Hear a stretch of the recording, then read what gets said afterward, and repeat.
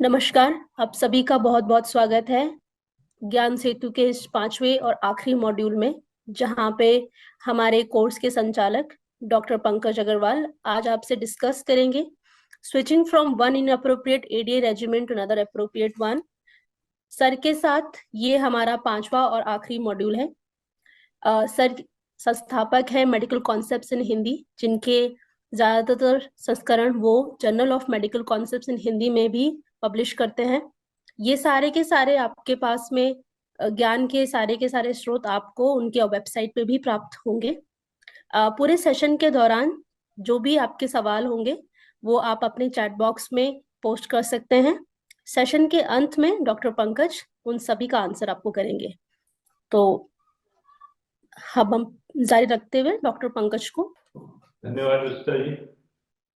नमस्कार मित्रों, और जैसा कि अभी वर्णन हो रहा था कि ये हम लोगों के इस मॉड्यूल, इस सेशन का 5 मॉड्यूल्स के सेशन का अंतिम मॉड्यूल है और यह सबसे महत्वपूर्ण मॉड्यूल है, क्योंकि जो हम लोगों ने अभी तक इन 5 मॉड्यूल्स में जो डिस्कस किया है, आज उनका निचोड़, उनका एप्लीकेशन कि किस प्रकार से हम किसी व्यक्ति में, अब सारे व्यक्ति, सारे डायबिटीज के जो रोगी हैं वो उस प्रकार से तो आते नहीं, जैसे हम लोगों ने डिस्कस किया कि पहली बार ताजा ताजा केस आया और उनको किस प्रकार से उसको मेडिसिन को स्टार्ट करना है। हम लोगों ने एक कंसेप्ट समझा कि इन मेडिसिन को किस प्रकार से हम लोग इनिशिएट करेंगे, किस प्रकार से उनको हम लोग इनिशिएशन के समय और टाइट्रेशन के समय किन किन बातों का ध्यान रखें। अब उनसे जुड़ी हुई परेशानियां क्या हो सकती हैं और जब हमें कोई बदलाव करने हैं उनमें तो किस प्रकार से करेंगे। मुझे उम्मीद है कि अब तक आप लोगों ने जो हमारी पुस्तक है MCH manual of clinical diabetes, उसको काफी कुछ पढ़ लिया होगा, उसके इन केस डिस्कशंस को भी पढ़ लिया होगा और उससे आप इनको और बेहतर तरीके से समझ सकेंगे, जिन पे हम लोग आज चर्चा करने जा रहे हैं। अच्छा, यह हमारा अंतिम मॉड्यूल है। इसके बाद से कई मित्रों से अभी मिलना सीधे नहीं हो पाएगा, तो ये हमारा जो संपर्क नंबर है इसको आप लोग सेव कर सकते हैं और इसके हमारे ग्रुप्स ज्वाइन करके जो अगली एक्टिविटीज हैं, जैसे अगले सप्ताह से हमारा आरंभ हो रहा है 3 तारीख और 10 तारीख को थायराइड के मॉड्यूल्स, और 10 तारीख के बाद फिर डायबिटीज का एडवांस मॉड्यूल्स, इनके बाद में वो आरंभ हो रहे हैं। तो यदि आप लोग ये नंबर नोट कर लेते हैं, इस पर हमारे ग्रुप्स को ज्वाइन कर देते हैं, तो हम लोग अगले मॉड्यूल्स के विषय में भी आप हमसे संपर्क में हम लोग आपस में बने रहेंगे। तो एक क्विक रिव्यू, आज हम लोग थोड़ा सा तेज चलेंगे क्योंकि डिस्कस सारी चीजें हो चुकी हैं, आज उनका एप्लीकेशन है। जब कोई व्यक्ति हमारे पास माइल्ड हाइपरग्लाइसीमिया लेके आता है, तब उसमें माइल्ड ड्रग्स हम लोगों ने समझा कि वह प्रभावी हो सकती हैं, जिनमें से सबसे अच्छी है मेटफॉर्मिन। माइल्ड हाइपरग्लाइसीमिया के केसेस में सल्फोनिलूरिया को अवॉइड करना है, क्योंकि सल्फोनिलूरिया बहुत शीघ्रता से इसमें हाइपोग्लाइसीमिया करा सकते हैं। हाँ, यदि माइल्ड हाइपरग्लाइसीमिया में मेटफॉर्मिन किसी कारण से व्यक्ति को टॉलरेट ना कर पा रहा हो, कोई इससे दुविधा उत्पन्न हो रही हो, तब हम लोग ऐसे केसेस में उसमें DPP-4 इनहिबिटर्स या SGLT2 इनहिबिटर्स का प्रयोग कर सकते हैं, क्योंकि इन दोनों से ही हाइपोग्लाइसीमिया नहीं होते। मेटफॉर्मिन के प्रयोग को हम लोगों ने समझा, सस्टेन रिलीज प्रिपरेशन को का प्रयोग करें, 500 या 1000 से आरंभ करते हुए क्रमशः उसको 2000 सस्टेन रिलीज तक ले जाए। एक बार देनी हो तो हम रात में दें, जब डोज बढ़ाना हो तो हम सुबह रात दोनों समय दे दें। आप सस्टेन रिलीज को हम आफ्टर मील्स, बिफोर मील्स कभी भी ले सकते हैं। और जो सबसे महत्वपूर्ण ध्यान में रखने वाली बात है वो है एब्डोमिनल कंप्लेंट्स की और रीनल डिसफंक्शन की। किडनी फंक्शंस पे हमें ध्यान रखना बहुत आवश्यक है जब हम मेटफॉर्मिन आरंभ कर रहे हैं तब, और इसकी अच्छी खासी पोटेंट दवा हाइपोग्लाइसीमिया नहीं करती, लेकिन HbA1c को 1.5% तक कम कर सकती। किसी भी प्रकार की जो एब्डोमिनल कंप्लेंट्स हैं वो मेटफॉर्मिन के साथ हो सकती हैं। पेट में फूलना, गैस बनना, खट्टी डकार आना, एसिड होना, उल्टियां होना, दस्त होना, कब्ज होना, इस प्रकार की जितनी एब्डोमिनल कंप्लेंट्स हैं वो मेटफॉर्मिन के साथ हो सकती हैं। और इसको कम करने के लिए, रोकने के लिए हमने नियम समझे कि सस्टेन रिलीज प्रिपरेशन का प्रयोग करें। पहले हम थोड़ी डोज से आरंभ करें, उसको क्रमशः बढ़ाएं। यदि पेशेंट को साथ में कोई एब्डोमिनल कंप्लेंट्स हो, तब हम एंटासिड्स, हम H2 रिसेप्टर ब्लॉकर या एंटी एमिटिक्स, इनका भी उपयोग करके इसकी संभावना को घटा सकते हैं। बहुत आवश्यक है रीनल डिस्फंक्शन को यहाँ पे समझना, क्योंकि क्रिएटिनिन हमारा सबसे अच्छा इंडिकेटर है रीनल डिस्फंक्शंस को टेस्ट करने के लिए। लेकिन क्रिएटिनिन कई बार अपने आप में यह हमें पूरी इंफॉर्मेशन नहीं दे पाता। क्यों? क्रिएटिनिन बनता कहां से? मसल्स की मेटाबॉलिज्म से, मस्कुलर प्रोटीन की। क्रिएटिनिन उसकी मेटाबॉलिज्म से क्रिएटिनिन बनता है, क्रिएटिन की मेटाबॉलिज्म से क्रिएटिनिन बनता है। और मसल्स, मेल में मसल ज्यादा होती है, मस्कुलर मास होता है, तो उनका क्रिएटिनिन लेवल ज्यादा होता है, फीमेल्स का कम होता है। एज के साथ साथ जैसे जैसे एजिंग होती जाती है, मसल मास कम होता जाता है, तो क्रिएटिनिन कम होता जाता है। तो यदि जितना किसी एक युवा पुरुष में क्रिएटिनिन है, उतना ही महिला में क्रिएटिनिन है, तो इसका मतलब है कि वह सामान्य से ज्यादा है, क्योंकि महिलाओं में क्रिएटिनिन कम होना चाहिए क्योंकि मसल मास कम होता है। उतना ही क्रिएटिनिन किसी वृद्ध पुरुष में है, तो इसका अर्थ है कि वह सामान्य नहीं, वो ज्यादा है, क्योंकि वृद्धों में क्रिएटिनिन कम होता है। तो इसलिए क्रिएटिनिन की अगर हमसे कहा जाए कि 1.2 क्रिएटिनिन है, नॉर्मल है ना, अगर वह किसी युवा का है तो नॉर्मल है। यदि वह किसी वृद्ध महिला का है तो 1.2 क्रिएटिनिन किसी 80 साल की महिला के लिए बहुत ज्यादा है, क्योंकि उस एज में, उस जेंडर में महिला का वो क्रिएटिनिन कम होना चाहिए। तो इस प्रकार से क्रिएटिनिन हमको थोड़ा मिसगाइड करता है कई केसेस में, अकेला क्रिएटिनिन। तो इसके अनुसार हम लोग एक कैलकुलेशन से ईजीएफआर एस्टिमेटेड जीएफआर कैलकुलेट करते हैं, जिसमें कि आयु को, उसके लिंग को, उसकी रेस को, इनको सबको इंक्लूड करके उसके आधार पर यह निकाला जाता है कि ईजीएफआर क्या, एस्टिमेटेड जीएफआर क्या, किडनीज कितना अच्छा काम कर रही है। और ये ईजीएफआर का वैसे तो ऑनलाइन फॉर्मूला निकाल सकते हैं, लेकिन अगर यदि आप पुस्तक के आरंभिक पेजेस में देखें, जहां पे रीनल असेसमेंट के ऊपर जो चैप्टर है, उसमें आपको एक चार्ट दिखेगा। तो मैं तो उस चार्ट को अपनी टेबल पे लगा के रखता हूँ, और एक 5 सेकंड के अंदर हम उसका जीएफआर का एक अनुमानित जीएफआर निकाल देते हैं। मतलब 40, उसने बताया 40 to 45, तो इतने से हमारा काम चल जाता है, बिल्कुल बारीक ना होके कि 41 है, 42 है, 43 है, कितना है, 40 to 45, इस तरह का हम उस अपने चार्ट से देख के निकाल लेते हैं। अब मेटफॉर्मिन को हमें रीनल डिस्फंक्शन में तो ध्यान रखना ही रखना है, लेकिन जितने भी ऑर्गन डिस्फंक्शंस हैं, उन सब में मेटफॉर्मिन को हमें बहुत सावधानी पूर्वक प्रयोग बनाना चाहिए। क्योंकि जहां टिश्यू हाइपोक्सिया, हम लोगों ने समझा कि मेटफॉर्मिन के साथ जुड़ी हुई परेशानी क्या हो सकती है, कि कोई वहां पे लैक्टिक एसिडोसिस से लोग डरते हैं। लैक्टिक एसिडोसिस तभी होती है जब हाइपोक्सिया हो। हाइपोक्सिया मतलब ऑक्सीजन कंसंट्रेशन कम जा रही है, मतलब रेस्पिरेटरी प्रॉब्लम है, कार्डियक प्रॉब्लम है, यहां तक कि advance hepatic, advance renal problem, इन सब में भी जो चेंजेस होते हैं वो हमारे हाइपोक्सिया को बढ़ाते हैं और सेप्टिसीमिया में। तो ऐसे कंडीशंस में मेटफॉर्मिन के प्रयोग से भी लैक्टिक एसिडोसिस हो सकती है। तो इसलिए ये जितनी भी परेशानियां हैं, कार्डियक, रेस्पिरेटरी, हेपेटिक, रीनल, इन सब में मेटफॉर्मिन का प्रयोग बहुत सोच समझ के सावधानी पूर्वक करना चाहिए। जब वो एडवांस हो रही है तो मेटफॉर्मिन को हटा देना बेहतर है। सेप्टिसीमिया, इन्फेक्शन में हाइपोक्सिया हो सकता है, तो इसकी इन्फेक्शन या किसी भी क्रिटिकल इलनेस में सर्जरी के पहले, ऐसे अवस्थाओं में मेटफॉर्मिन को हमें टेम्परेरी हटा देना चाहिए। एक और दिक्कत आती है सीवियर एल्कोहलिज्म, उसमें अब यह तो हुआ माइल्ड हाइपरग्लाइसीमिया, जहां पे हमें मेटफॉर्मिन अगर ना टॉलरेट हो, कोई कंट्राइंडिकेशन हो, तो डीपीपी इनहिबिटर, एसजीएलटी इनहिबिटर्स प्रयोग में ला सकते हैं। यदि कुछ हाई लेवल का हाइपरग्लाइसीमिया है, तो मेटफॉर्मिन के साथ हम लोगों ने डिस्कस किया कि किसी एक दवा को प्राथमिकता पर देंगे, DP4 SGLT2 इनहिबिटर्स को। इनको हम लोग क्रमशः आरंभ करके कंट्रोल कर सकते हैं, और जब भी पेशेंट का हाइपरग्लाइसीमिया कंट्रोल नियंत्रण में आता है, तब उसके साथ क्रमशः उसका दवाओं को उस समय में कम किया जा सकता है, क्योंकि इंसुलिन सेंसिटिविटी बढ़ जाती है। तो ये ध्यान रखें कि आरंभ में दवा ज्यादा लगती है, लेकिन यदि पेशेंट पर्याप्त जीवन शैली में नियंत्रण लाने का कार्य करे और उसका ग्लूकोज लेवल घटता जाए। घटने के बाद दवाओं की मात्रा को थोड़ा घटाया भी जा सकता है। और ऐसे समय में यदि हम विल्टाग्लिप्टिन का चयन कर रहे हैं तो यह दोनों रूपों में आती है, इमीडिएट रिलीज, सस्टेन रिलीज। आरंभ हम इसको थोड़ी डोज से करके फिर पूरी dose 50 milligram immediate release BD या 100 मिलीग्राम ओडी ले जा सकते हैं। यहाँ पे यह आवश्यक नहीं कि हम लोअर डोज से आरंभ करें फिर हायर ले जाएं। यदि आवश्यकता है तो सीधे सीधे हम फुल डोज से आरंभ कर सकते हैं, क्योंकि इसके साथ में कोई जरूरी मेटफॉर्मिन जैसी बाध्यता नहीं है।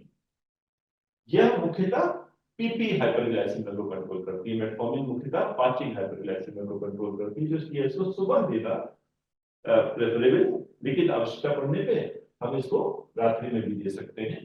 कोई हाइपोग्लाइसीमिया नहीं होता, इसलिए रिस्क की बात नहीं है। यह विशेष रूप से हम तब करते हैं जब सुबह हम सल्फोनिलूरिया किसी केस में देते हैं।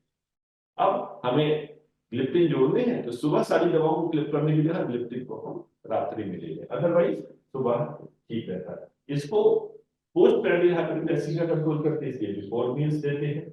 कोई विशेष परेशानी इसके साथ नहीं आती। Rarely बुल्लस eruption, Steven Johnson syndrome हो सकते हैं। कोई इसका किसी ऑर्गन डिस्फंक्शन में भी इसका कोई रोल नहीं है, लेकिन किडनी डिसऑर्डर में लिनाग्लिप्टिन, टेनेलिग्लिप्टिन को सेम डोज में और बाकी को डोज कम करके प्रयोग में लाया जा सकता है। यह माइल्ड ड्रग है जो HbA1c को 0.6-0.7% तक लाती है। मेटफॉर्मिन उसकी तुलना में अधिक रिडक्शन दे सकती है। विल्टाग्लिप्टिन डिस्कस किया था, थोड़ा सा नाम दूसरी दवाओं का ले लें। सिटाग्लिप्टिन जो सबसे पुरानी ग्लिप्टिन है, इसको 100 मिलीग्राम वंस अ डे में हम यूज कर सकते हैं। आरंभ अगर माइल्ड डिग्री हाइपरग्लाइसीमिया है तब कम डोज से भी कर सकते हैं, रीनल डिस्फंक्शन है तब भी इसकी डोज घटानी पड़ती है। लिनाग्लिप्टिन, टेनेलिग्लिप्टिन सीड रीनल डिस्फंक्शन में भी फुल डोजेज में दी जा सकती हैं। 5 मिलीग्राम लिनाग्लिप्टिन की, टेनेलिग्लिप्टिन का 20 मिलीग्राम मैक्सिमम डोज है। अगर माइल्ड हाइपरग्लाइसीमिया है तो इनको हाफ डोजेज में आरंभ कर सकते हैं। दापाग्लिप्टिन या SGLT2 इनहिबिटर्स यह एक ही रूप में आते हैं। 5-10 मिलीग्राम से आरंभ करके मैक्सिमम डोज इसकी 10 मिलीग्राम ही है, उससे ऊपर कोई एडिशनल इफेक्ट नहीं होता। यह भी प्रेफरेबली सुबह, लेकिन दोपहर में, शाम को भी दी जा सकती है। बिफोर मील्स, आफ्टर मील्स कभी भी बिफोर मील्स प्रेफर करेंगे। ध्यान जो रखना है जेनेटल यूरिनरी इन्फेक्शंस का, और अगर रीनल डिस्फंक्शन ज्यादा है, GFR EGFR 30 से कम है, तब हम इस दवा को यूज करने से अभी बचते हैं, लेकिन बाकी ये उनमें यूज की जा सकती है। HbA1c ये भी माइल्ड ड्रग है, 0.6-0.7% तक ही कम करती है। यह तो बात की हम लोगों ने दापाग्लिप्टिन की, लेकिन जो दूसरी है, पहले यूज होती थी काफी ज्यादा कार्बाग्लिप्टिन, जब से दापा एम्पाइन तब से थोड़ा सा वैक्सीन पे चली गई। इसको 100 मिलीग्राम, एम्पाग्लिप्टिन 25 मिलीग्राम, लेवोग्लिप्टिन 200 मिलीग्राम। बाकियों को ओडी डोजेज में, लेवोग्लिप्टिन को ट्वाइस डेली डोजेज में 100 मिलीग्राम ट्वाइस अ डे, उसको हमको यूज कर सकते हैं इन दवाओं को। ध्यान क्या रखना है, एक बात हम लोगों ने डिस्कस की थी, जेनिटल यूरिनरी डिस्फंक्शन, कुछ और उसके आगे की चर्चा। जब हम SGLT2 इनहिबिटर्स यूज करते हैं, ग्लाइकोस्यूरिया हुआ, यूरिन में ग्लूकोज है। यूरिन में ग्लूकोज होने पर जो प्राइवेट पार्ट्स हैं वहां पे जेनिटल यूरिनरी एरिया में कैंडिडियासिस हो सकती है। यह इसके साथ ग्लाइकोस्यूरिया से रिलेटेड सबसे बड़ा साइड इफेक्ट। लेकिन ग्लाइकोस्यूरिया हो रहा है, ग्लूकोज निकल रही है, तो ग्लूकोज एक शरीर का न्यूट्रिएंट है। न्यूट्रिएंट के निकलने से थोड़ा वेट लॉस का भी हमें बेनिफिट मिलता है। तो यही प्रक्रिया वजन घटाने में मदद करती है, यही प्रक्रिया हमारे इन्फेक्शन लाती है। थोड़ा सोडियम के साथ, इसके ग्लूकोज के साथ साथ सोडियम का भी लॉस होता है। जब सोडियम और ग्लूकोज और सोडियम दोनों वाटर ले जाते हैं, उससे प्लाज्मा वॉल्यूम, बॉडी वाटर कम होता है। इनके कारण से साइड इफेक्ट क्या हो सकते हैं, जब सोडियम कम होगा तो हाइपोनेट्रीमिया, विशेष रूप से बुजुर्गों में जब हम ये दवा प्रयोग में लाते हैं तो वो थोड़ा हाइपोनेट्रीमिया, थोड़ा डिहाइड्रेशन, दोनों चीजें मिलके, क्योंकि सोडियम भी कम हो, वाटर भी कम हो, तो डिहाइड्रेशन और थोड़ा ब्लड प्रेशर कम होना। तो अब ध्यान रखिए, अभी तक हम लोगों ने केवल एक बात की थी, जेनेटिक यूरिनरी इन्फेक्शन। दूसरी चीज, यदि किसी पेशेंट को एंटी हाइपरटेंसिव चल रही है और हम SGLT2 इनहिबिटर जोड़ रहे हैं, तो हो सकता है अगर वो पेशेंट डाइट कंट्रोल में, हो सकता है हमको उसकी एंटी हाइपरटेंसिव की डोजेस घटानी पड़े। और दूसरा लाभ भी ले सकते हैं, पेशेंट का अनकंट्रोल्ड हाइपरटेंशन है तो उसको हम SGLT2 इनहिबिटर्स देते हैं, तो बीपी कंट्रोल में भी यह सहायता करती है।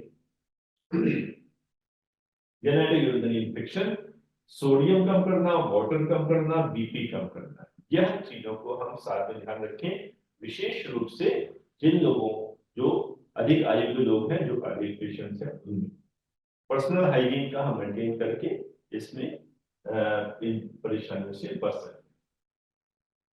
यदि और हायर लेवल ऑफ हाइपरग्लाइसीमिया हो तो हमें 1, 2 और साथ में थर्ड ड्रग भी जोड़नी पड़ती है, मतलब DPP4 इनहिबिटर या SGLT2 इनहिबिटर्स की जगह DPP4 inhibitor plus SGLT2 inhibitor दिया करना पड़ सकता है।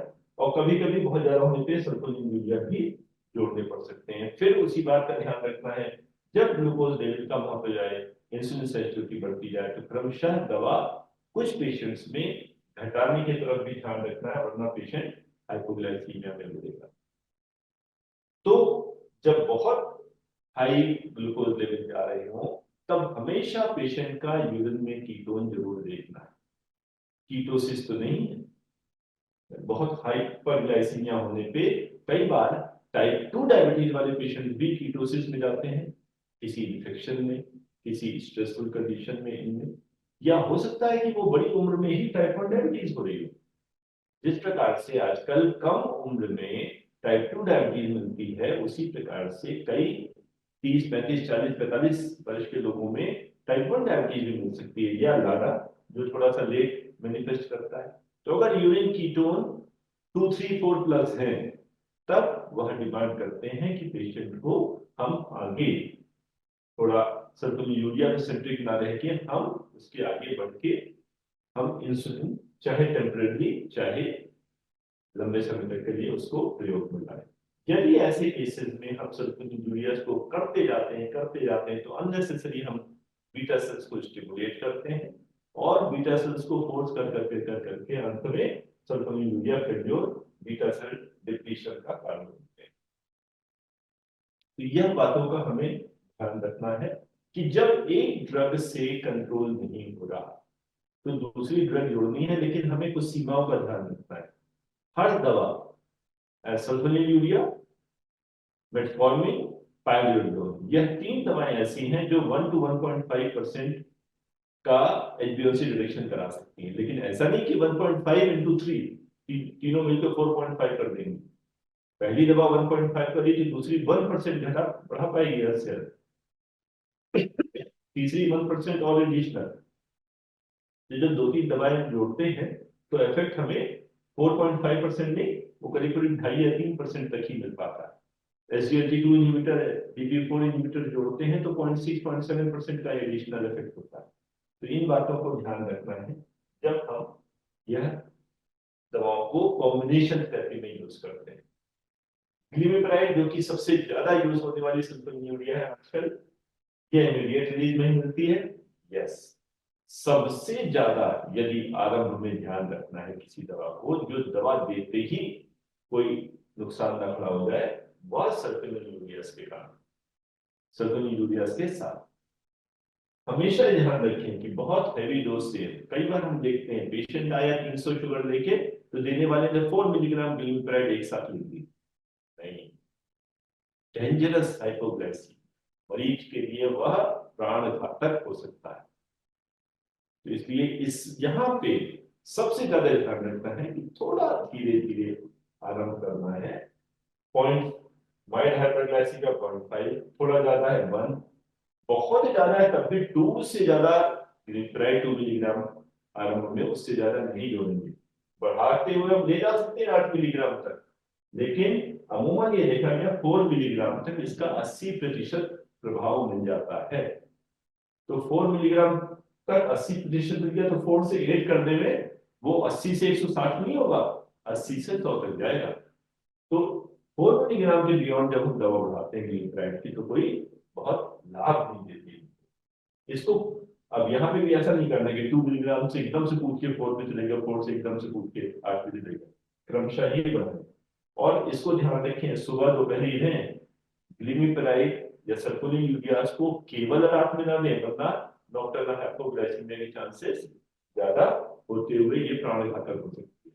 सुबह और शाम दोनों दे दें तो ठीक है, लेकिन केवल रात में ना दें। कई बार क्या होता है, हमारे कई पेशेंट्स का फास्टिंग हाइपोग्लाइसीमिया ज्यादा होता है, तो लोग ग्लिमिपेराइड या सर्कुलिन यूरियाज को केवल रात में यूज करते हैं, कभी नहीं। यह बिफोर मील्स ही देनी है, आधा घंटा पहले भोजन के। यह ध्यान रखिए, इसको भोजन के बाद प्रयोग में लाने में इसका प्रभाव कम हो जाएगा। क्यों?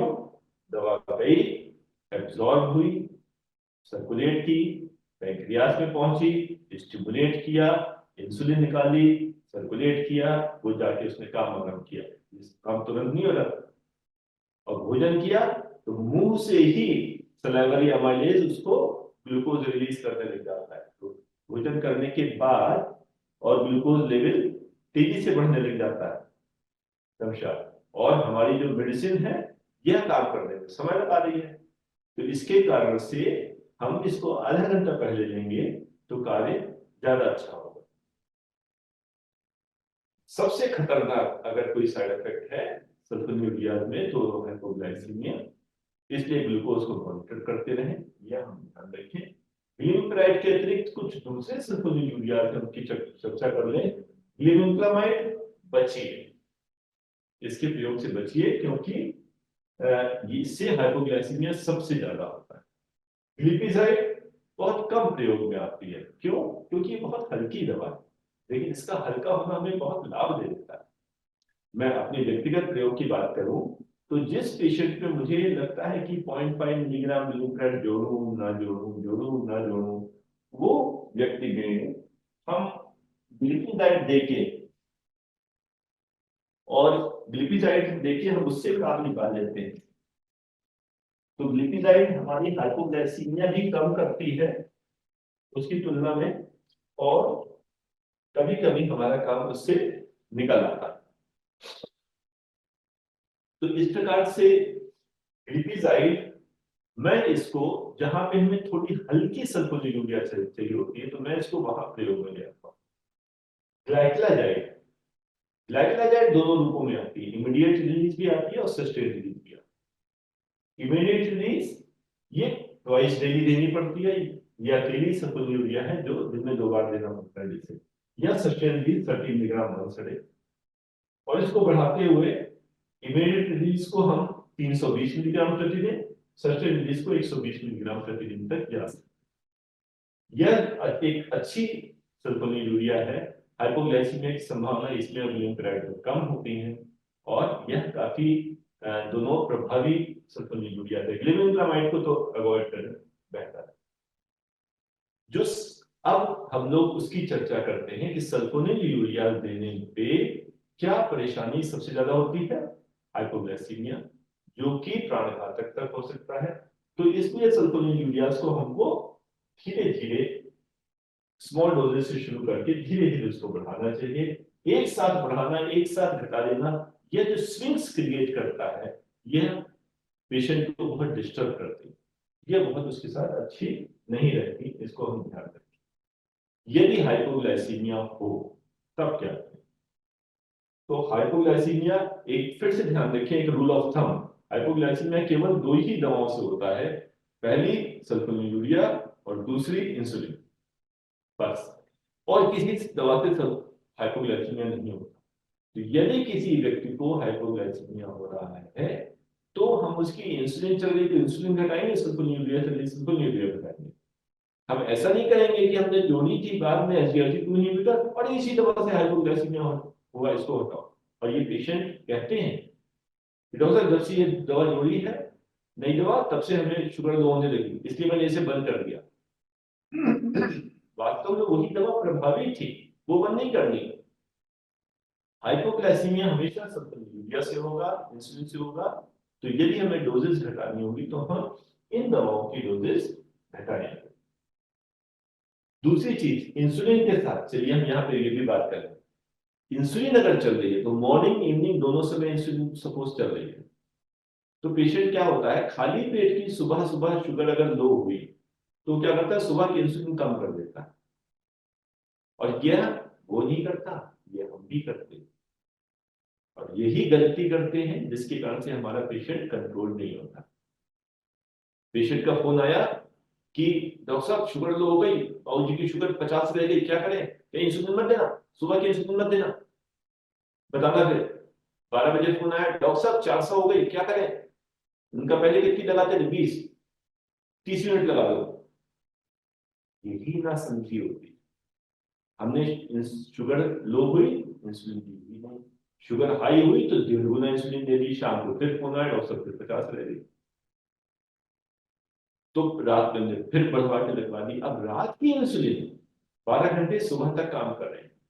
तो हमें करना क्या चाहिए था, सुबह खाली पेट की शुगर कम हुई तो हमें रात की इंसुलिन घटानी थी, जो उसके पहले लगी। हमने क्या किया, जो उसके बाद लगनी थी वो घटा दी। बाद वाली तो दिन में काम करेगी, वो थोड़ी सुबह सो की शुगर लो कर रही है। तो इसलिए हमको नंबर वन, रिएक्शन नहीं, उस तरह से रिएक्ट नहीं करना मेडिसिन के मामले में। दूसरी चीज, जो दवा पहले दी गई है उसको घटाना है या इंसुलिन उसको घटाना है। सभी दवाओं में सर्कुलिन यूरिया और इंसुलिन, केवल ये डोज है, इनको घटाना है। और न तेजी से बढ़ाना, न तेजी से बहुत ज्यादा घटाना, वरना फिर स्विंग्स होंगे।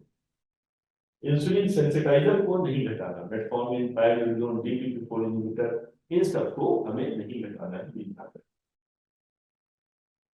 हाइपोग्लाइसीमिया बाय डेफिनेशन तब कहते हैं जब 70 से कम। लेकिन किसी व्यक्ति में हमें 70 से नीचे ग्लूकोज लेवल जाए इसकी प्रतीक्षा नहीं करनी। हमें जब 90 के नीचे फास्टिंग, जब 130 के नीचे पीपी जब वो घट रही हो, उसी समय से हमें ध्यान रखना चाहिए अब हम अमाउंट ऑफ मेडिसिन कम कर लें।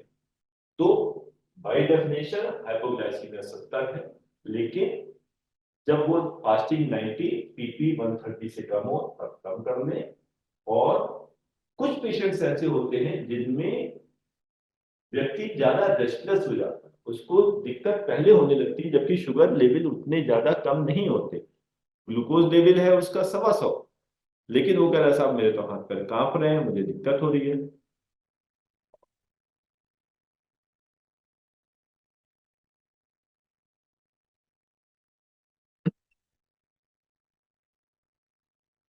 तो ऐसे में इसको कहते हैं स्यूडो हाइपोग्लाइसीमिया, जिसका अर्थ हुआ कि ग्लूकोज लेवल जब हमने चेक किया तो कम नहीं है, लेकिन पेशेंट को सिम्टम हो रहे हैं। यह विशेष रूप से जिस व्यक्ति की आदत 300-400 ग्लूकोज लेवल पे रहने की पड़ी है, जब वो 300-400 वाला 150 पे भी आता है ना, तो उसे लगता है कि हाय हाय कुछ नहीं बचा। जैसे नोटबंदी में सबने कहा मोदी ने लूट लिया, मोदी ने लूट लिया। अरे अपने बैंक में थोड़ी डाला, तुम्हारे खाते में जमा करा है। लेकिन आंटी में नहीं था, तो आंटी में ना रहने से लगता था कि हम आपका पैसा ही नहीं बचा। वैसे यहाँ पेशेंट को लगता है 300-400 शुगर थी, ठीक थे, 150 आ गया तो हाई आंटी खाली हो गई, तो उनको हाइपोग्लाइसीमिया लगने लगा। कुछ पेशेंट्स ऐसे होते हैं जिनमें हाइपोग्लाइसीमिया वास्तव में हो रहा है, लेकिन उसको जो क्या है, कोई दिक्कत है क्या? कोई दिक्कत नहीं, बिल्कुल ठीक। यह खतरनाक स्थिति, क्योंकि यहाँ पे पेशेंट को मालूम ही नहीं है कि उसकी ग्लूकोज लेवल कम हो रही। तो इस स्थिति से हमें बचना है। इस स्थिति को अगर है तो हमें हाइपोग्लाइसीमिया बिल्कुल नहीं होने देना है और मेडिसिन कम रखनी है। जब बार बार हाइपो होता है तो पेशेंट और उसमें जो ब्रेन है, जो बॉडी के सेंसेस हैं, वो सब और कंफ्यूज हो जाते हैं। वो कई बार अगले हाइपोग्लाइसीमिया को पहचानते नहीं है, इसलिए पेशेंट दोबारा हाइपो हो जाता है। और यह भी दूसरी एक ऐसी स्थिति हो सकती है जो प्राण घातक है। ये अधिकतर बच्चों में हाइपोग्लाइसीमिया अनअवेयरनेस होती है। बुजुर्गों में जो पहले कहा था कि स्यूडो हाइपोग्लाइसीमिया हो सकता है। और जो पेशेंट बहुत टाइट कंट्रोल में रहते हैं, अगर न्यूरोपैथी, ऑटोनोमिक न्यूरोपैथी उसमें, तो यह कंडीशन हमारे लिए बहुत खतरनाक। तो कुछ बातें हम लोगों ने डिस्कस की अभी पुरानी मेडिसिन के कुछ एक्सटेंडेड एप्लीकेशंस की। किन बातों का हमें और अधिक उनके साथ में ध्यान रखना है इसके ऊपर आइए अब हम लोग डिस्कस करते हैं, इनका प्रयोग किस प्रकार से करें। कुछ जो चीजें हमारी कई पॉलीफार्मेसी के साथ कई एंटी डायबिटिक एजेंट्स के प्रयोग के बाद भी जो कुछ चीजें थोड़ी बहुत बची हुई है उसके विषय में। एक 50 वर्षीय महिला 130-190 ग्लूकोज लेवल के साथ आई, HbA1c 7.5%। और देखिए चल क्या रहा है, इलिमिप्राइड 4 मिलीग्राम, मेटफॉर्मिन 2 ग्राम, विल्डाग्लिपिन सस्टेनली 100 मिलीग्राम, दापाग्लिपिन 10 मिलीग्राम, चार दवाएं चल रही। ग्लूकोज लेवल 130, 190, HbA1c 7.5, बहुत ज्यादा बुरा नहीं है, लेकिन कंट्रोल पे तो लाना है। आयु है 50 वर्ष के बाद, तो हृष्ट पुष्ट महिला है, कोई बीमारी नहीं, तो हम आराम से इनको कंट्रोल अच्छा दे सकते हैं, क्यों ना दें। करें क्या? अब हमारे पास करने के लिए क्या बचा? तो एक ड्रग अभी भी एक ऐसी है जो हम लोग जोड़ सकते हैं, वह है पायोग्लूटाथियोन। पायोग्लूटाथियोन क्या है? इंसुलिन सेंसिटाइजर। जैसे मेटफॉर्मिन थी इंसुलिन सेंसिटाइजर, वैसे ये पायोग्लूटाथियोन है जो अन्य दवाओं की सेंसिटिविटी बढ़ा देती है। इसके साथ में जुड़ी हुई बहुत सारी खामियां, लोगों ने पायोग्लूटाथियोन को विलन बना कि खराब दवा है, इसको मत यूज करना। कार्डियोलॉजिस्ट के पास तो जैसे ही जाए, बस वो कार्डियोलॉजिस्ट जैसे रावण श्री राम नाम सुन के भड़कता था, वैसे कार्डियोलॉजिस्ट हमारे वो पायोग्लूटाथियोन के नाम से भड़कते हैं। बंद करो बंद करो बंद करो, हार्ट को खराब कर देगी, हार्ट फेलियर करा देगी। नहीं, बहुत अच्छी दवा है। हर चीज को हमें सोच समझ के प्रयोग में लाना है। पायोग्लूटाथियोन को हमको हाई डोजेस में नहीं यूज करना, अपनी लिमिट बना लीजिए 15 मिलीग्राम, 15 मिलीग्राम पायोग्लूटाथियोन तक यूज करेंगे, इससे ज्यादा नहीं। नंबर 1। नंबर 2, पायोग्लूटाथियोन का प्रभाव उत्पन्न होने में समय लगता है। एक दवा पहले थी जो हम लोगों ने डिस्कस की थी, वो थी ग्लिप्टिन, जिसके की प्रभाव आने में समय लगता है। जब ग्लिप्टिन हम यूज करते हैं तो ग्लिप्टिन के बाद भी धीरे धीरे उनका प्रभाव बढ़ता है। पायोग्लूटाथियोन का भी प्रभाव धीरे धीरे बढ़ता है, 1.5-2 महीने में टीका संस्कार। इसको हमें बढ़ाना नहीं, 15 मिलीग्राम तक ही यूज करिए और उसमें संतुष्ट रहिए, क्योंकि जब हम इसको हाई डोजेज में प्रयोग में लाते हैं तब इसके साइड इफेक्ट्स ज्यादा होते हैं। मुख्य साइड इफेक्ट क्या है इसका? CHF। जब हम पायोग्लूटाथियोन प्रयोग में लाते हैं तो यह इंसुलिन की सेंसिटिविटी बढ़ाता है, इंसुलिन ज्यादा प्रभावी हो जाती है। इंसुलिन का काम है पानी को, वाटर को कंजर्व करना, शरीर में पानी को रोकना। इंसुलिन की डेफिशिएंसी में पॉलीयूरिया होता है। इंसुलिन जब देते हैं तो वो वाटर को कंजर्व करती है, तो शरीर में बॉडी वाटर बढ़ जाता है, प्लाज्मा वॉल्यूम एक्सपेंड करता है। जब प्लाज्मा वॉल्यूम एक्सपेंड करता है तो उससे क्या होता है, हार्ट में प्रीलोड बढ़ा और CHF की संभावना बढ़ गई। तो जो पेशेंट एट रिस्क है, जिसका हार्ट सामान्य रूप से काम करता है, लेकिन जब प्लाज्मा वॉल्यूम बढ़ा तब वो ठीक से हो सकता है काम ना। प्लाज्मा वॉल्यूम बढ़ा तो उससे फ्रीडम हुआ, CHF की संभावना बढ़ गई। दो कॉम्प्लिकेशन लॉन्ग टर्म में ऑस्टियोपोरोसिस और यहां तक कि कार्सिनोमा यूरिनरी ब्लैडर, इनकी संभावना भी थोड़ी पायोग्लूटाथियोन के साथ ज्यादा देखी गई है। लेकिन जब हाई डोजेस बहुत लंबे समय तक देते हैं तब इन चीजों का ध्यान रखना है। पायोग्लूटाथियोन को थोड़ा लेट इन द कोर्स आरंभ करिए। पेशेंट आज आया तो आज ही हमें डायबिटीज मालूम पड़ी है, हमने 2 महीने बाद पायोग्लूटाथियोन शुरू कर दी। नहीं, पहले जगह ये सारी दवाओं को प्रयोग में आ जाने दीजिए, मेटफॉर्मिन, DPP-4, SGLT2। जब हम देखें ये 3-4 दवाओं के बाद नहीं हो रही, अब सल्फोन्यूरिया का समय आ रहा है, सल्फोन्यूरिया हमें शुरू करनी है, तब हम पायोग्लूटाथियोन को 3-4-5 साल के बाद प्रयोग में लाएं, पहले से नहीं, जिससे हम उसका एक्सपोजर कम कर सकें और 15 मिलीग्राम के ऊपर ले जाएंगे। तब इन परेशानियों से हम काफी हद तक बच सकते हैं।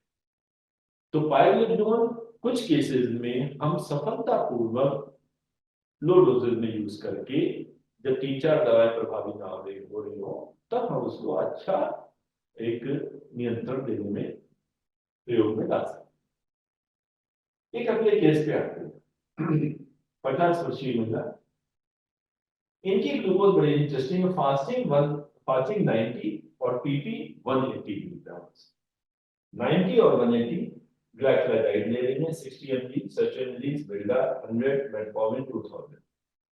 तो ट्रिपल ड्रग थेरेपी लेते हुए 90 फास्टिंग, 180 पीपी, हाइट है 165, वेट है 60, वेस्ट है 80। तो सामान्य है सब कुछ, ओबीस भी नहीं है, लीन भी नहीं है।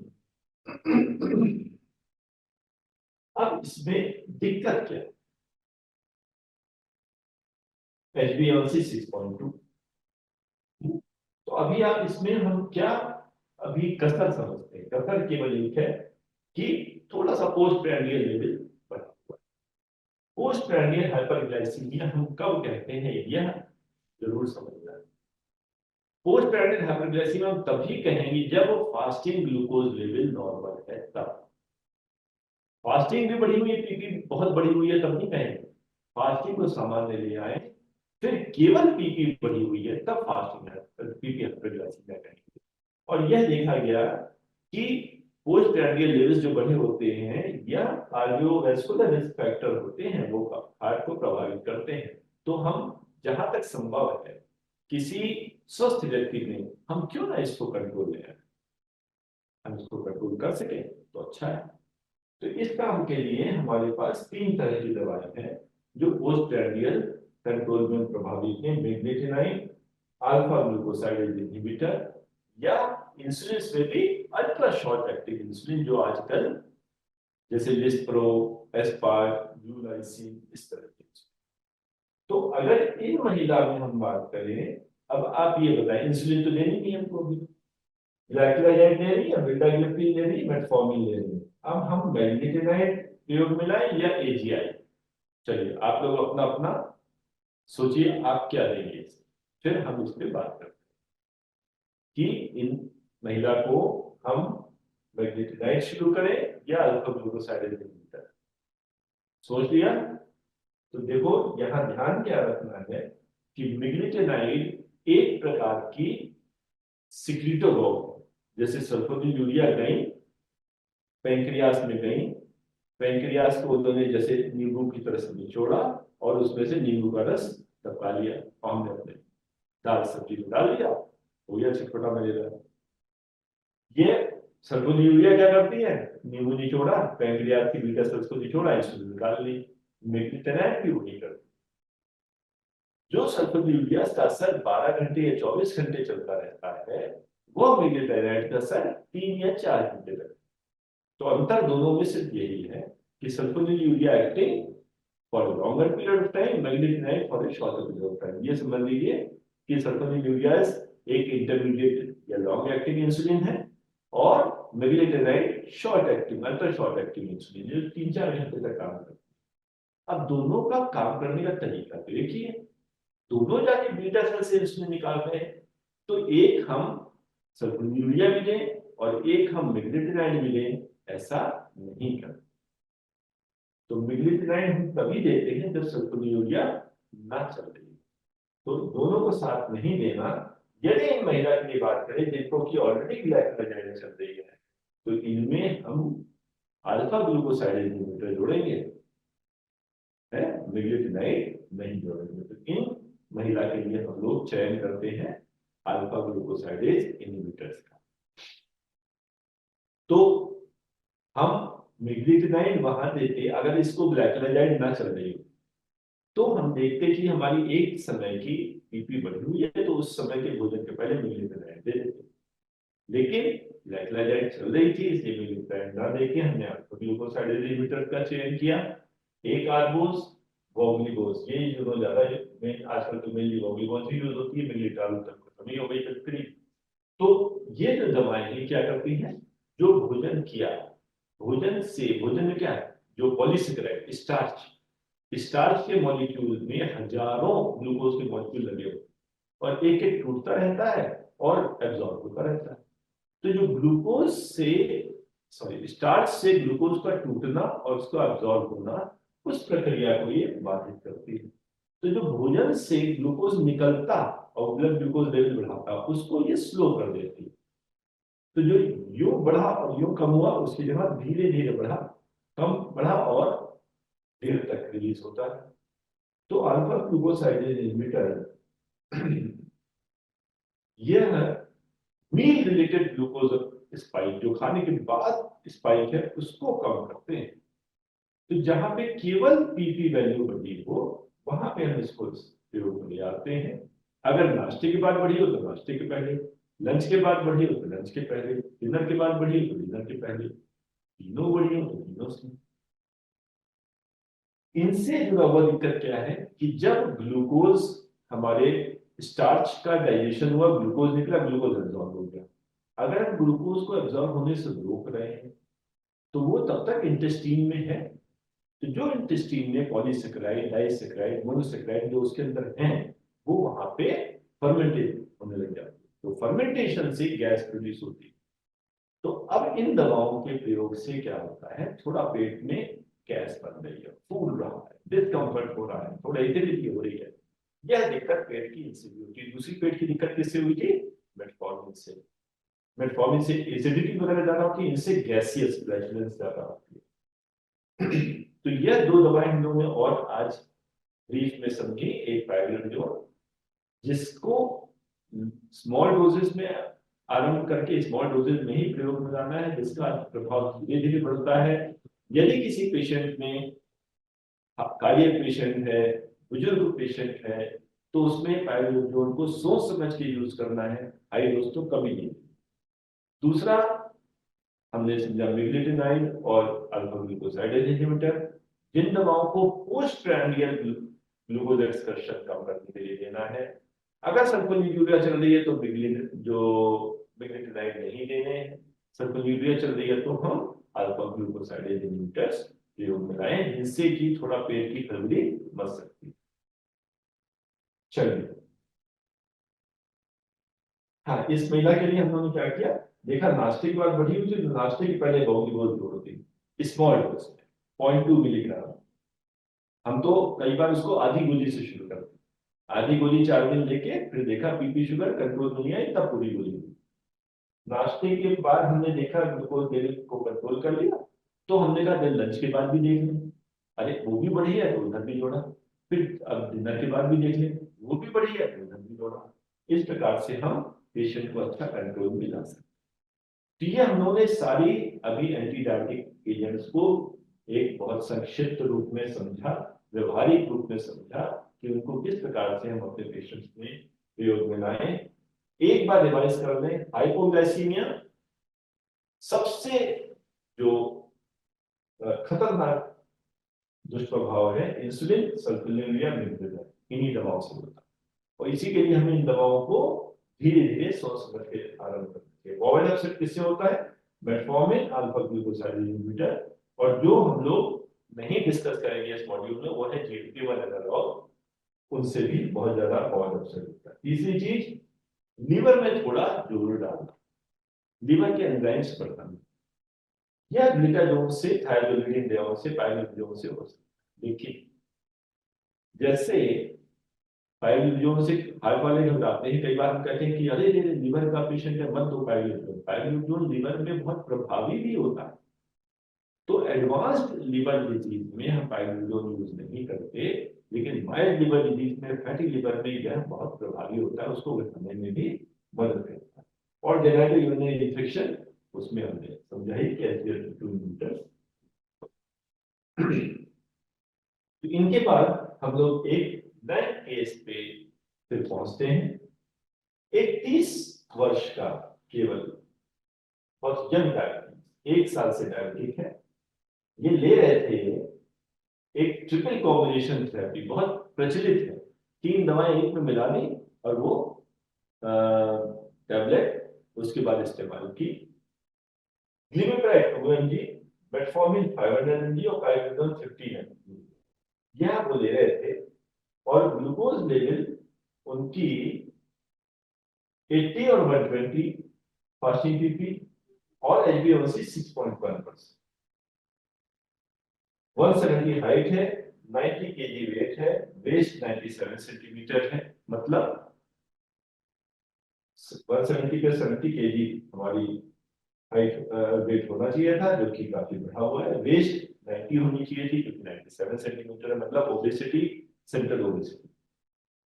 इनको वीकनेस बहुत हो रही है, जैसे उन्होंने ये डायबिटीज हुई और डायबिटीज की दवाएं अलग, तो 80-120 परफेक्ट कंट्रोल है। HbA1c 6.1% बहुत अच्छा कंट्रोल है। 3 दवाएं ले रहे हैं। अब हम क्या करें? आप कुछ इनके लिए करना चाहेंगे क्या? कंटिन्यू सेम ट्रीटमेंट या कुछ एडजस्टमेंट? तो जो हमारा रजीम चल रहा है इसमें हम सारी दवाओं को समझने के बाद क्या इनमें हम कुछ परिवर्तन करना चाहेंगे? आप लोग अपना मूड बनाइए कि आप क्या सोचते हैं और इसमें क्या करें। हम लोगों ने क्या डिस्कस किया कि अगर कोई ओबीस डायबिटिक है, अगर किसी व्यक्ति को सेंट्रल ओबेसिटी है, तब हम दवाओं में इंसुलिन सेंसिटाइजर का प्रयोग करें, मुख्य रूप से मेटफॉर्मिन और आवश्यकता पड़ने पे आइडियोडियो। दूसरी चीज ओबेसिटी है तो हम वेट रिडक्शन में जो हेल्प करें वो दवा SGLT2 इनहिबिटर्स का प्रयोग करें, या जो कम से कम वेट न्यूट्रल है जो दवा DPP-4 इनहिबिटर उनको यूज करें। सल्फोनिलूरिया से थोड़ा सा वेट बढ़ाती है, उनसे बचें। 80-120 बहुत अच्छा ग्लूकोज लेवल कंट्रोल है, लेकिन थोड़ा लोअर साइड में। HbA1c भी 6.1 बिल्कुल लोअर साइड पे। पेशेंट कह रहा है मुझे वीकनेस हो रही है, हो सकता है उसे कभी बीच बीच में हाइपो। तो कुछ हमें नॉर्मल से थोड़ा लोअर साइड में ग्लूकोज कंट्रोल बहुत टाइट कंट्रोल में है। नंबर 2, 1 साल की डायबिटीज पे ट्रिपल ड्रग तो दे रहे हैं लेकिन ग्लिसराइड बहुत ज्यादा दे रहे हैं, ओबेसिटी को ध्यान में नहीं रख रहे। तो ऐसे में हमें क्या करना चाहिए? जो हम लोगों ने डिस्कस किया अभी तक 4 मॉड्यूल्स में कि हमें मेटफॉर्मिन को थोड़ा और अच्छे से प्रयोग में लाते तो बेहतर होता। तो हम यहाँ पे प्लान ये कर रहे हैं कि भाई इनको मेटफॉर्मिन दिया जाए, मेटफॉर्मिन दें जिससे कि वेट रिडक्शन में हेल्प हो। तो हमने इनकी 1 ग्राम मेटफॉर्मिन डिनर के बाद जोड़ दी। अब 1 ग्राम मेटफॉर्मिन जोड़ दिए, 4 दिन बाद भाई साहब किसी अस्पताल में मिले हाइपोग्लाइसीमिया के कारण से एडमिट। आप क्या करें? वो बीजे डिलीजोल था, मेटफॉर्मिन चाहिए था, मेटफॉर्मिन जो दी कोई गलत काम थोड़ी किया। यही चीजें हमको समझनी है कि हम कहाँ कहाँ क्या एक एंगल से सोचा दूसरा एंगल छोड़ दिया तो क्या कमी रह जाती। पेशेंट की ऑलरेडी बहुत टाइट ग्लाइसेमिक कंट्रोल था, उस पर हमने एक दवा और जोड़ी। दवा इनके लिए सही थी लेकिन हमें कुछ बातों का ध्यान रखना था। यदि हम ऑलरेडी टाइट कंट्रोल में थे, एक और दवा जोड़ेंगे तो हाइपोग्लाइसेमिया तो और होने लग जाएगा। तो इसका मतलब हमें कुछ हटाना था, कुछ बढ़ाना था। हमें 1 ग्राम मेटफॉर्मिन जोड़नी थी तो उसके बदले में कोई चीज हटानी भी थी। तो यह बहुत महत्वपूर्ण चीज है जो आपको समझनी है कि एक बायो इक्विवेलेंस क्या हो सकती है, मतलब एक दवा दूसरी दवा के घटाने उठाने में हम किस प्रकार से कैलकुलेट करें। तो यूनिट ड्रग सभी दवाओं की लगभग एक समान होती है, लगभग। इनमें सबसे ज्यादा स्ट्रॉन्ग अगर हम एक मान के चले जहां पे हमें किसी को ज्यादा वेटेज देके चलना है वो सल्फोनिलूरिया है। सल्फोनिलूरिया अगर हमारी ज्यादा हो गई वो हाइपोग्लाइसीमिया करा के और प्राण घातक हो सकती है। बाकी दवाएं हाइपो नहीं कराती, इसलिए थोड़ा ऊपर नीचे भी हुआ तो पता नहीं चलेगा।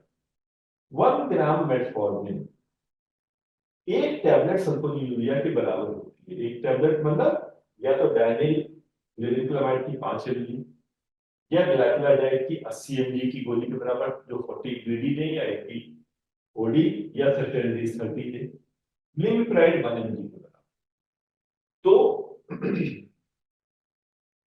1 ग्राम मेटफॉर्मिन एक डोज सल्फोनिलूरिया के बराबर, एक डोज जो हमारी फुल डोज है DPP-4 इनहिबिटर के बराबर, जो फुल डोज है SGLT2 इनहिबिटर के बराबर। इनकी तो फुल डोज और सल्फोनिलूरिया की यूनिट डोज के बराबर लगभग होगी। तो अगर हमें हम मान के चले ग्लिम पर मेटफॉर्मिन 1000, ग्लिमप्रेड 1 mg के, फेनिग्रीन 20 mg के, रेमोग्लिसोलिन 200 mg के, यह सब लगभग बराबर है।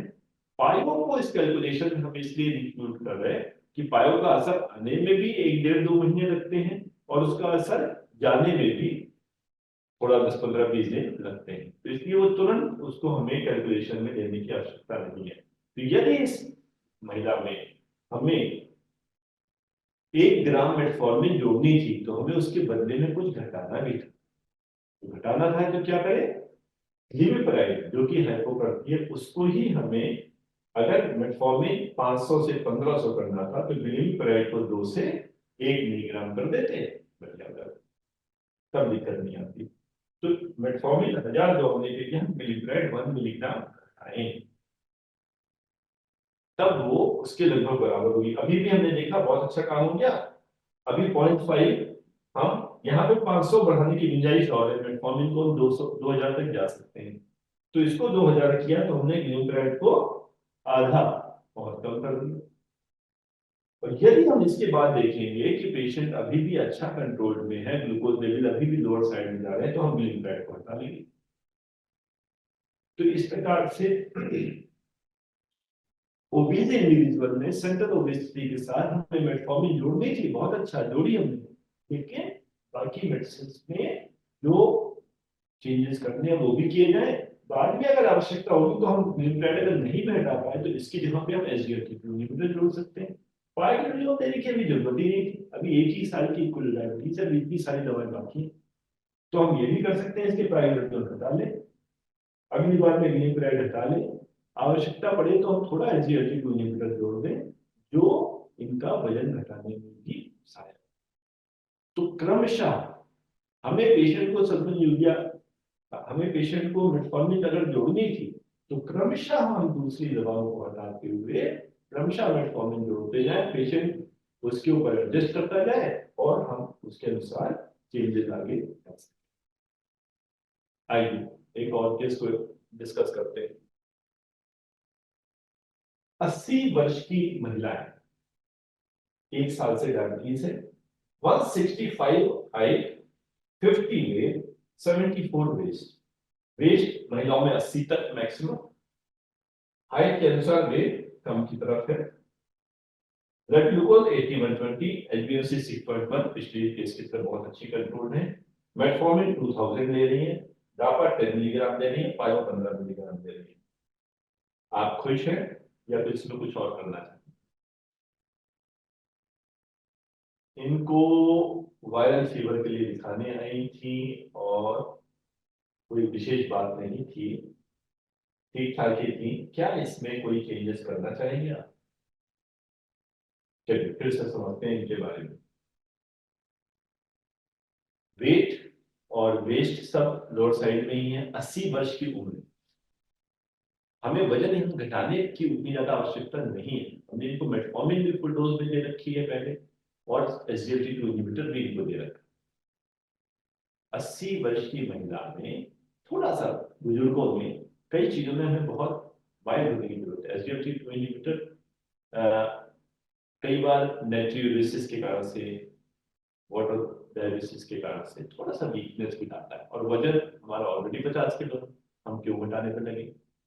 तो हम ये प्लान अगर करें कि मेटफॉर्मिन डापा में हम डापा को हटा दें, है ना, इसकी तो अभी जरूरत नहीं, तो इसके बदले में हमें कुछ देना होगा, तो हम इसके बदले में सल्फोनिलूरिया हम फिर 80 साल की महिला को नहीं देना चाहेंगे, क्योंकि सल्फोनिलूरिया में हाइपोग्लाइसीमिया की संभावना ज्यादा होगी, पहले बहुत टाइट कंट्रोल में। तो अब दूसरा एक सुटेबल चॉइस हो सकती है बिल्डाग्लुटिन या कोई भी ग्लूटिन, तो हमने डापा हटा के उसकी जगह 10 मिलीग्राम डापा की जगह हमने यूनिट डोज ग्लिप्टिन की वो ऐड कर दी। तो एक हम कैलकुलेशन है सारी चीजें, तो इसलिए एट रैंडम कि आज हमारे पास वो साहब आए थे उस दवा को बता के गए थे चलो ये लेते, ऐसे नहीं होता, मर्जी पे इलाज नहीं, सब कैलकुलेशन बेस्ड अगर आप चलेंगे तो आपने देखा ये दवा हटा रहे, इसकी बजाय इसी की इक्विवेलेंट करीब करीब काम करने वाली, इसी की बराबर क्षमता वाली दूसरी दवा दे दी। अब हमने उसके बाद भी अगर हमको कुछ लग रहा है, जो मैंने लिखा है ये बड़ा यहाँ पे कंट्रोवर्शियल भी है, मैं कह भी रहा हूँ 80 साल की महिला में हम सल्फोनिलूरिया नहीं देंगे, लेकिन यदि इसके बाद भी हमें कोई लग रहा है कि ये मेटफॉर्मिन घटाने की आवश्यकता है जी, तो हम मेटफॉर्मिन हटा के सल्फोनिलूरिया में जो सबसे माइल्ड सल्फोनिलूरिया है, हाइपोग्लाइसीमिक चांसेस सबसे कम है, वो ग्लिपिजाइड, वो 5 milligram sustain release extended release वाली वो हम जोड़ सकते हैं। लेकिन अगर यहाँ पे ही ये महिला स्टेबल हो जाती है तो इतने से हम अपना काम निकाल लें बिना सल्फोनेलूरिया यहाँ पे ऐड किए। तो इस प्रकार से जहां पे हमें वेट रिडक्शन की आवश्यकता नहीं थी वहां पे हमने मेटफॉर्मिन और डापा दोनों चला रखी थी। इसके पहले केस में जहां आवश्यकता थी वहां हमने ये चीजें ना लेके ग्लिसराइड चला रखी थी। यही हमें पेशेंट की सूटेबिलिटी देखते हुए उनके अनुसार दवाओं का चयन। चलिए अगले व्यक्ति को देखते हैं।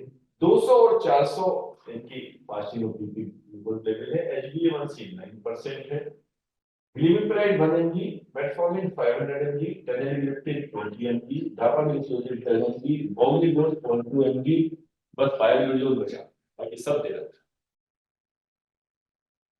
HbA1c 9%। क्या करें?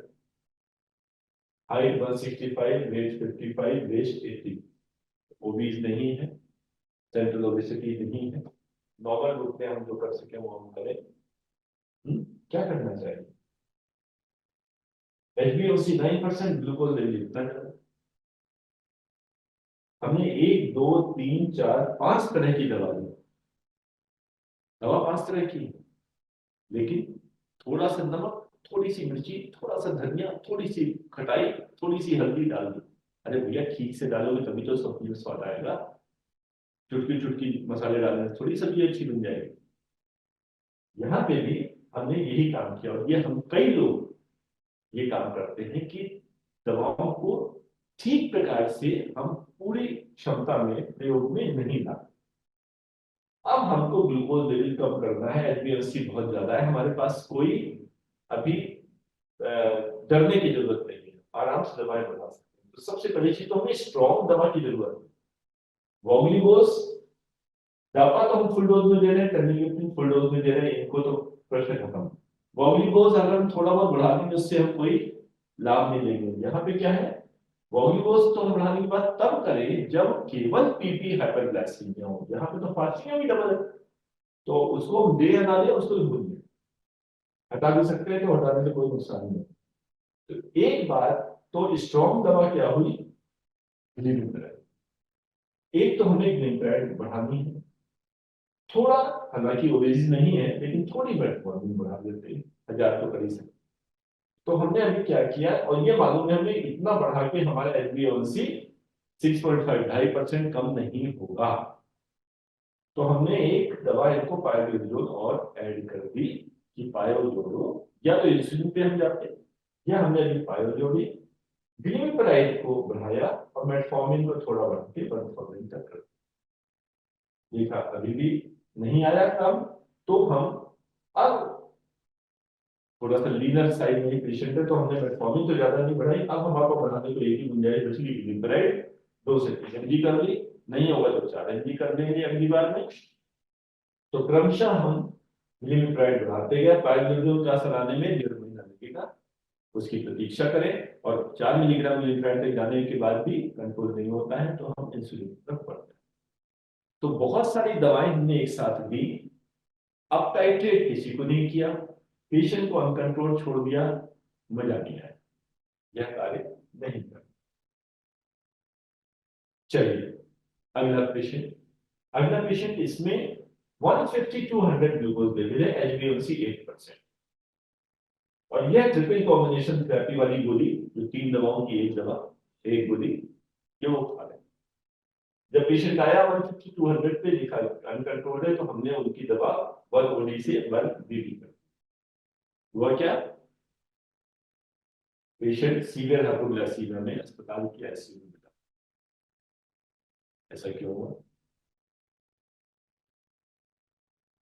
हम 1 OD दे रहा था, हमने दवा को 1 BD कर दिया, तो एक गोली बढ़ाने पे हाइपोग्लाइसीमिया क्यों? क्योंकि जो हमने एक गोली बढ़ाई, वो एक गोली तो एक थी, दवाएं 3 थी, तो हमने एक साथ 3 दवाएं बढ़ा दी। 1 mg से सीधे 2 mg, 500 से 1000, और पायो भी 15 से 30। ठीक है, और ग्लूकोज लेवल बढ़ा वगैरह तो था, लेकिन ऐसा नहीं था कि कोई बहुत ज्यादा उसकी दिक्कत की बात हो, तो हमको एक साथ 3-3 दवाएं बढ़ाई और वो पेशेंट हाइपो में पहुंच गया। तो कॉम्बिनेशन थेरेपी बहुत अच्छी होती है, मरीज को दवाएं कम खानी पड़ती हैं इसके आधार पर, उसमें कॉस्ट बन जाती है इसके आधार पर है। लेकिन उसको बढ़ाते समय हम ऐसा नहीं करेंगे कि एकदम से 1 OD की 1 BD करें। ये काफी व्यक्ति ऐसा करते हैं जिसके कारण से पेशेंट में बहुत डेंजरस हाइपोग्लाइसीमिया उत्पन्न होते हैं। तो अगर हमें बढ़ाना है तो हमें क्या करना था, एक दवा को हम इसमें बढ़ाते हैं, एक दवा को बढ़ाते तो उसमें कोई दिक्कत नहीं है। एक बार में हम डायरेक्ट बढ़ा देते, अगली बार में हम या हम डायरेक्ट ना बढ़ाते, केवल मेटफॉर्मिन बढ़ाते, मेटफॉर्मिन ना बढ़ाते केवल डायरेक्ट बढ़ाते, जो हमारा काम निकल आता। तो इस प्रकार से हम अपने पेशेंट्स में जब दवाओं का एडजस्टमेंट करें तो थोड़ा कैलकुलेट करते हुए करें। ऐसे ही नहीं कि हमारे जो मन में आया, जो दवा हमारे हमें समझ में आई वो हमने आरंभ कर दी और उससे एकदम से 2-3 दवाएं एक साथ बढ़ा दी, या बिना सोचे समझे कि पहले क्या जाता था अब हमने कोई भी नई दवा शुरू कर दी, तो इससे कभी भी पेशेंट का भला नहीं।